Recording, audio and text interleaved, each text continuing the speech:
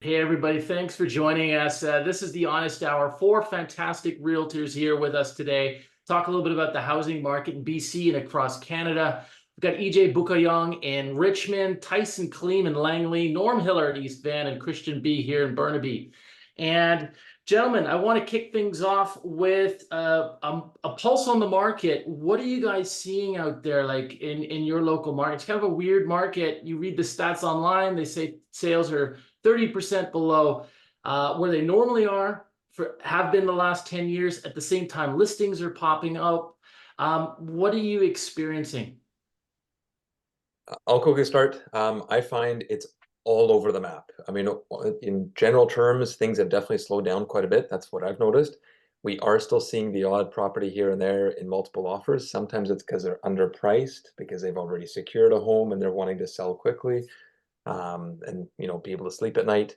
But I find for the most part, it's slowed down quite a bit, but there's still the housing shortage and there always will be. So properties are still moving. Yeah, but it's got to be priced right. Mm. Yeah, EJ? so I completely agree with Norm over there. I think the biggest thing right now is kind of the pricing. You really want to be kind of priced, I wouldn't say aggressively, but definitely close to its market value.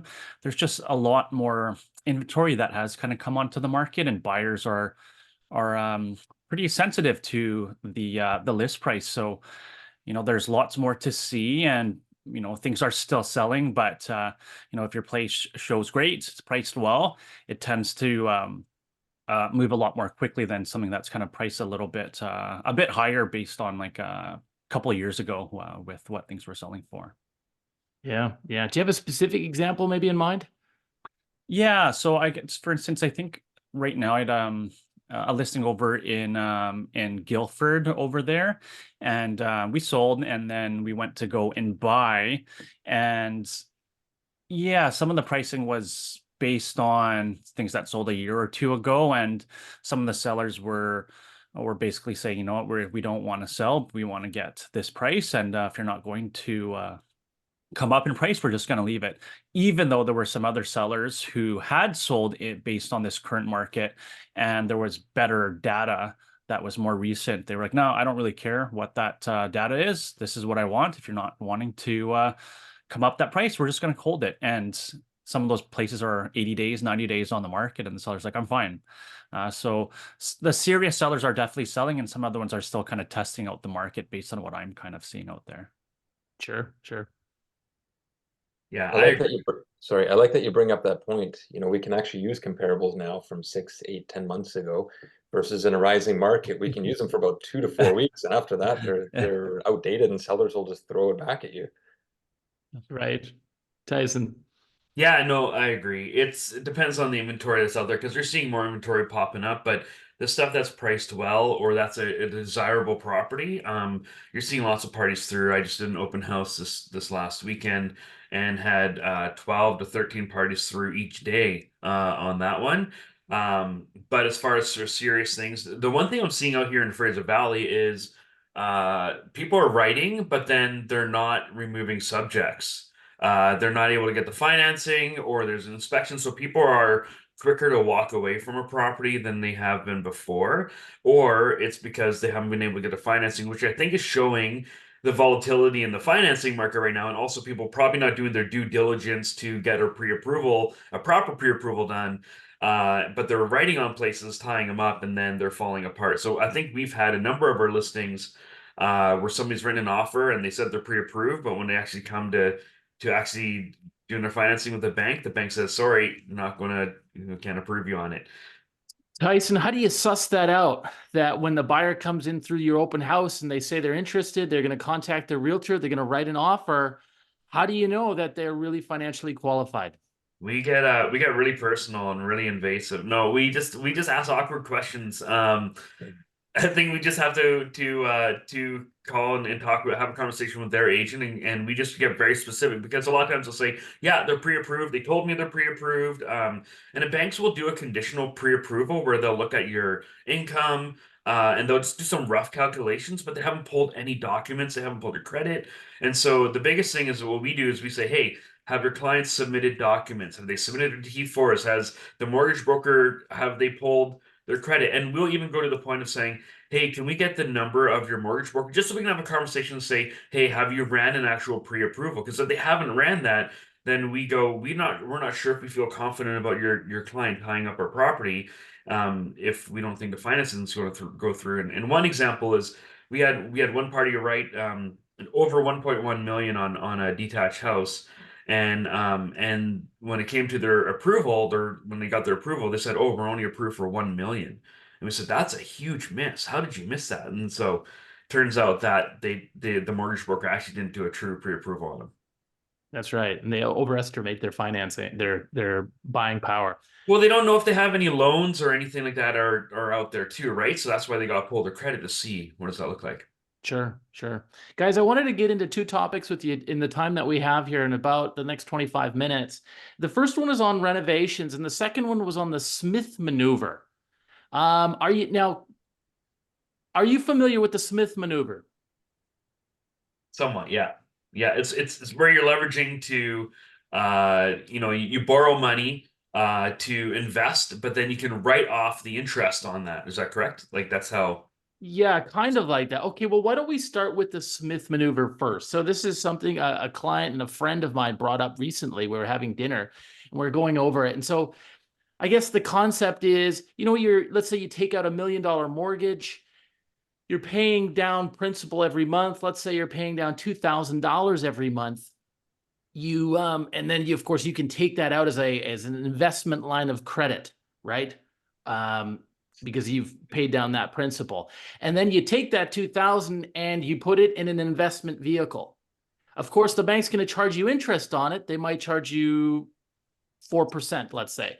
And if you might put that 2,000 into a GIC at 6% or 6.5%. So you're earning a spread on all of these monthly contributions. And over time, of course, you make a little bit of money doing it, but you can also use the spread to pay off your mortgage and your mortgage faster. So this is the basic concept. I hope I'm explaining it right. It sounds too good to be true. I guess my first, again, I'm not an expert on it. Maybe EJ, do you have some thoughts on this? Yeah, I've kind of heard about that Smith maneuver before, especially when the market, like 10 years ago or so, when the market, you could actually get some pretty good rental properties that were lower priced and the rent would be decent enough. And people were kind of using that Smith maneuver. But I mean, it's kind of challenging now. If you kind of look at a home equity line of credit, I think some of the rate right now, it's something like 7.2%. So if you're trying to do that Smith maneuver, now you're trying to get an investment that is paying more than 7.2%, which is, that's quite high already.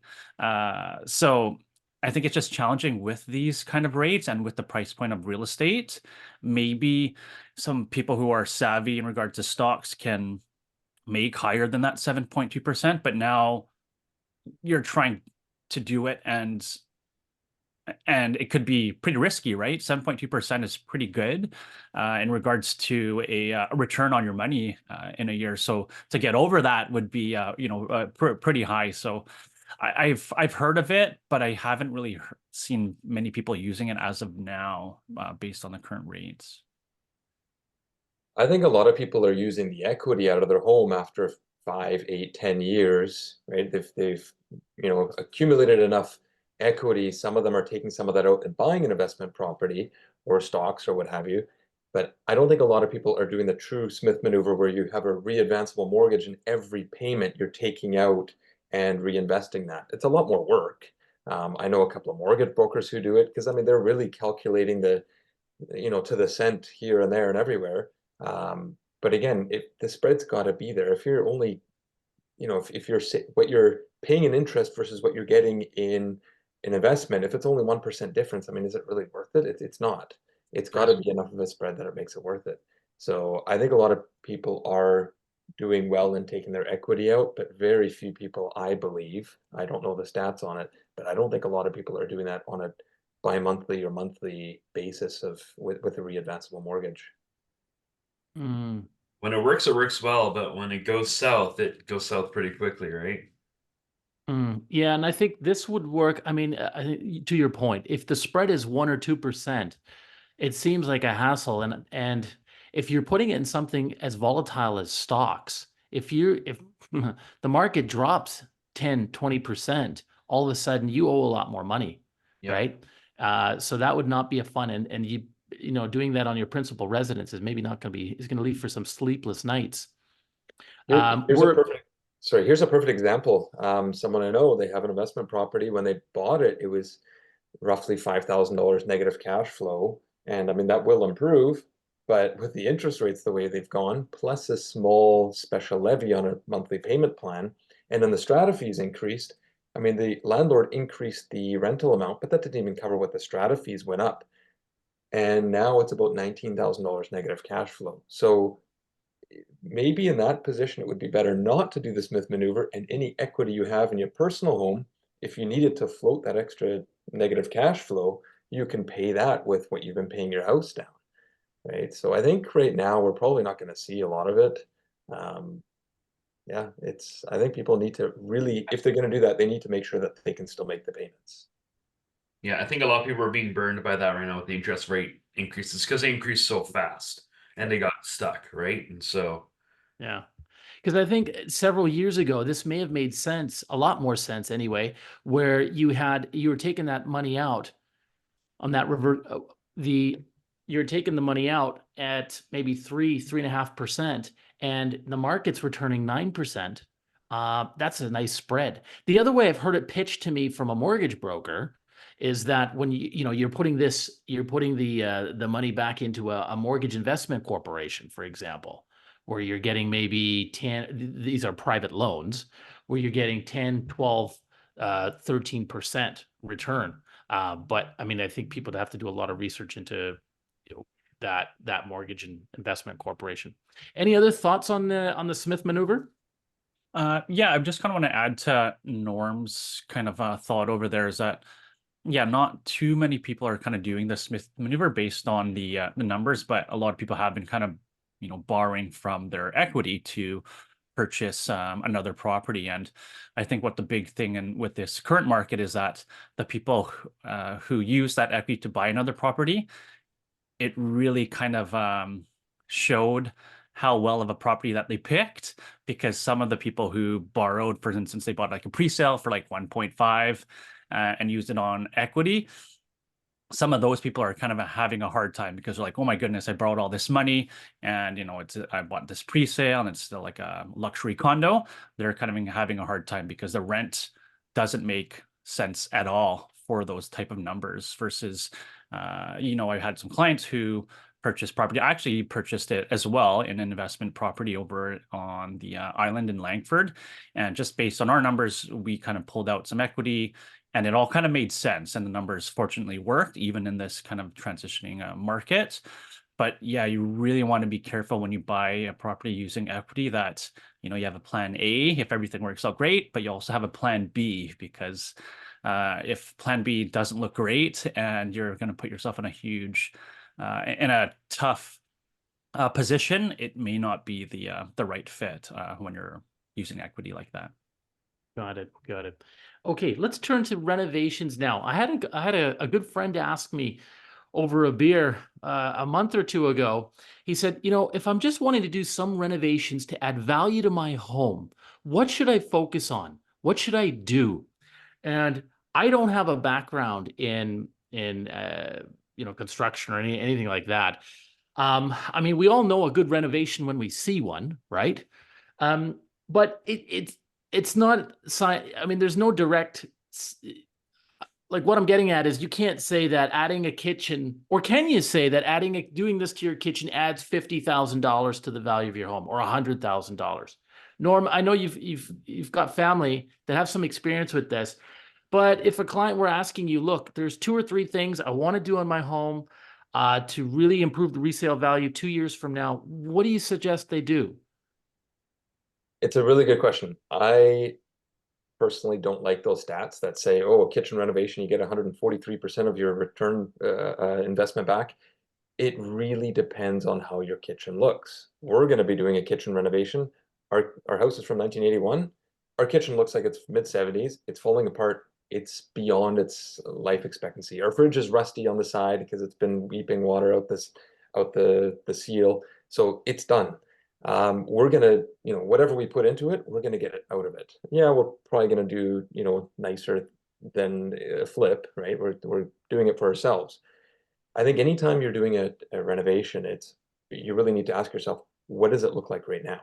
I have some clients in North Van in a townhouse. They're looking at doing a renovation. I said, your place is from, I don't know what it is, like 2010, 2011. It really doesn't need one. Yes, it will appeal to that, higher class, affluent buyer who's willing to pay for it. But you're also taking out some of the lower end buyers who are trying to stretch themselves into it. Now they can't afford it. And they're not willing to pay that extra money for a kitchen renovation when it's nice enough.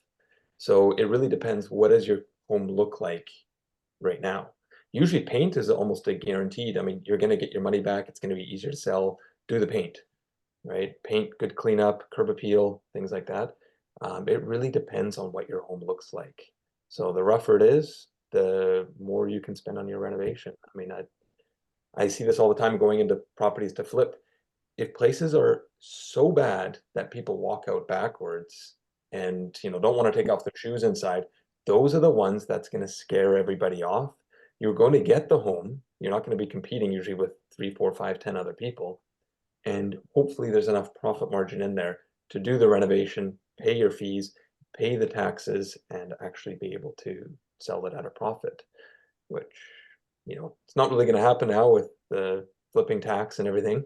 But if you're looking to buy it and rent it out for a few years and then to sell it, buy something rough and renovate it, or buy something move-in ready. I mean, Okay. there's always the option of putting a little bit of money into it to spruce it up to, maximize the rents as well. Tyson, what do you think?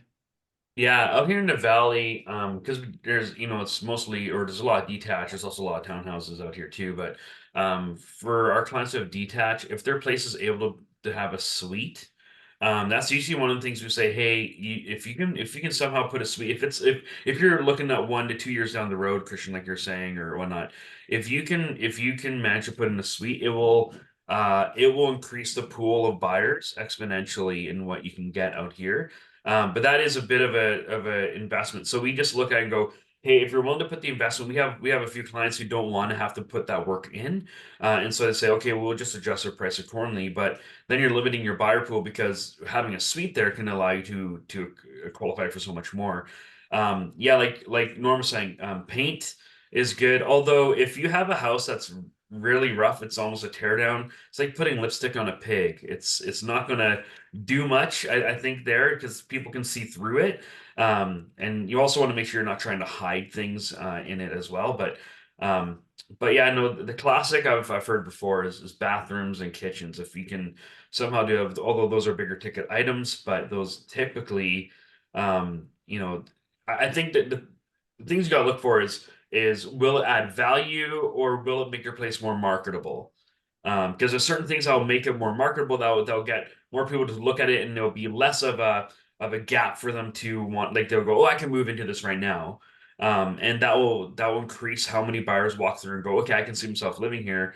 Versus if you're to redo everything, that doesn't necessarily always mean it'll translate to more money in your pocket. It really depends on the product and that.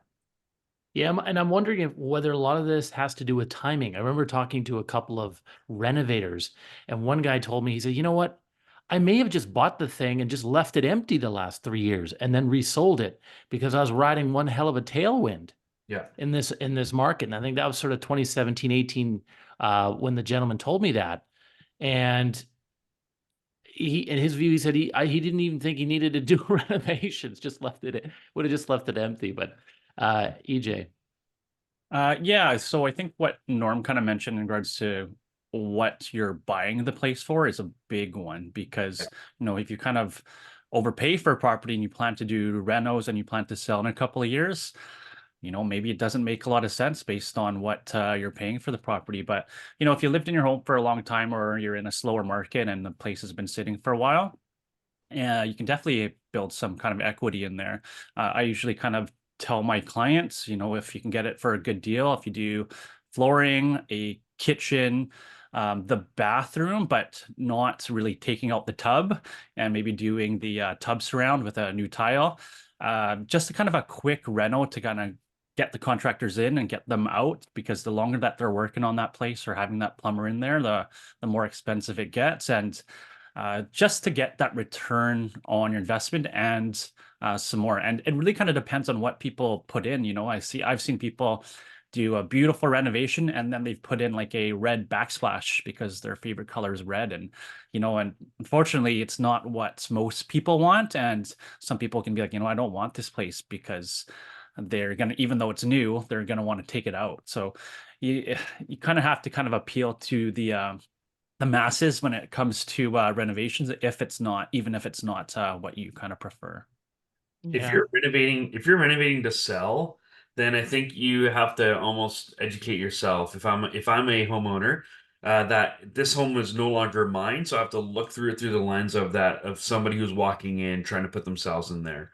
And so that's why you can't pick your favorite colors. Or like EJ, what you're saying, right? It's you almost got to kind of remove yourself and your emotion, your heart from that if you're looking to renovate because you're going to sell your place in a year or two. And so it changes kind of how you do things.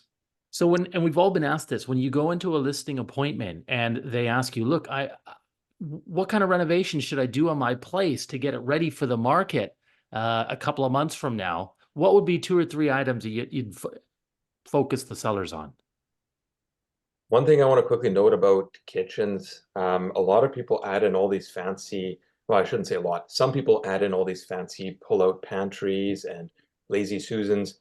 While some of this stuff is important, some of these pull-out pantries can be $2,500 for the hardware, $3,000 for the hardware. It's very, very pricey stuff.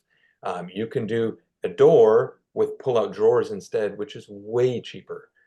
So it's all what type of hardware you're using. It's the stuff that people don't see. Yes, they'll appreciate it, but nobody sees it until they've already bought the home. And it's really hard to market that type of stuff. It's going to be in a video. You're going to have to show it being open and closed. This is the type of stuff that you have to be very careful with. Same thing with appliances. If you're getting medium or low-end appliances, they don't last very long anyways. To overspend, I mean, you know, don't go the cheapest, but be cautious of what you're spending your money on. You know, same thing with like dovetail, jointed cabinets and drawers. Like a lot of this, it's thousands of dollars extra on a kitchen. People aren't going to see it. They're not going to appreciate it. Well, I agree with Tyson, don't put lipstick on a pig. You know, you can put very high-end finishings on stuff that people aren't going to notice at all. And they won't appreciate, right? Like they won't have the same appreciation going like, oh, this is handcrafted cabinetry, because, you know, I sell kitchens for a couple of years and a box is a box, right? As long as it holds up and has structural integrity and it's the face that really matters on it. But yeah, I think the other thing too is you got to understand motivation and also what's your competition out there. We have a client who was listing their townhouse, and their neighbor was listed as well, and so they're going, okay, well, how are we going to, you know, because we would like to sell ours. And so they opted to change out their appliances because their appliances were original, but go for some newer appliances because they said, and then everything will look good to a person walking and they know they won't have to change anything, versus the other place where there'll be a couple things. And so that will give us the edge on the other place when we have a competing scenario. And so I think it's very case by case, but there are a few things you can look at, but I think you got to really depend on, you know, what's around you, what's your motivation, that kind of stuff. Sure. I've always thought a good deep clean, painting, changing the appliances, and maybe the flooring if it's in a condo. Not pulling up hardwood flooring in a house, but changing the laminate in a condo. That's all you need to do. That's all you need to do if you're going to list it. Guys, in the last 5 minutes that we have together, let's turn the page to interest rates. There's a RBC economist named Carrie Freestone that says in the third quarter of 2025, interest rates in Canada will be down by 2% and down by 75 basis points in the United States. And she predicts that here in Canada, the prices will be up 16%. This is in the third quarter of 2025. Would you take the over or under on that 2%? It's so hard to say, right? Because this year they said the rates were coming down. That's why we had the busy January market, right? Because everybody was front running it, saying, "Oh, the rates are going to come down 5 or 6 times this year," and here we are in almost June, and we don't even know if we're going to get a cut in June. So it's really tough to say. I do know though, I've talked to a lot of people, and although some of the stats say we're doing fine and everything like that, I do feel it's like the everyday person is kind of having a harder time. It may not show in the numbers. So how long they can kind of keep this up with the rates these high is who knows? Who knows? But I definitely have heard people who are kind of struggling with the rates being this high for this long. Well, and part of this is if the Bank of Canada is saying that they're expecting a 60% increase in payments when people go to renew their mortgages, which if you take a couple on a $3,500 a month payment, that brings them up to over $5,000 a month. I don't know if this is a topic of a discussion for your clients. With regards to the interest rate dropping, that question that you had, I'll believe it when I see it. That's all I really have to say about that. I think that's a very generous reduction. I don't quite see that happening, but I think people need to just, number one thing, ensure you can make your payments. Don't buy speculating that rates are going to go down. They've promised that, and here we are, right? I'll believe it when I see it. Tyson. Yeah, 2%, that's a lot in that amount of time. Although they do say historically that when they do drop rates, they drop them pretty fast, but it has to be a pretty recessionary environment. And I think with the amount of immigration that we have, like you're saying, right, immigration actually is record high even this year compared to last year. Like I think they're saying it's roughly around 100,000 people a month that's immigrating to our country. So that's what's keeping things up. And so I think in this environment, I don't know. Like I've been tracking this June, because people are anticipating, are they going to drop rates in June? It's looking less and less. So like I think it's around 50% or something like that right now. I'm not sure. I have to look it up, but yeah, I think we'll have a small drop this summer, but 2% in that amount of time, I think it's going to be not much. Okay. Gentlemen, if we don't have anything in it to add, does anyone want to add anything else? I think we're good then. Yeah. Guys and folks thanks for joining us. Thanks for watching. And guys, thanks for being part of this too.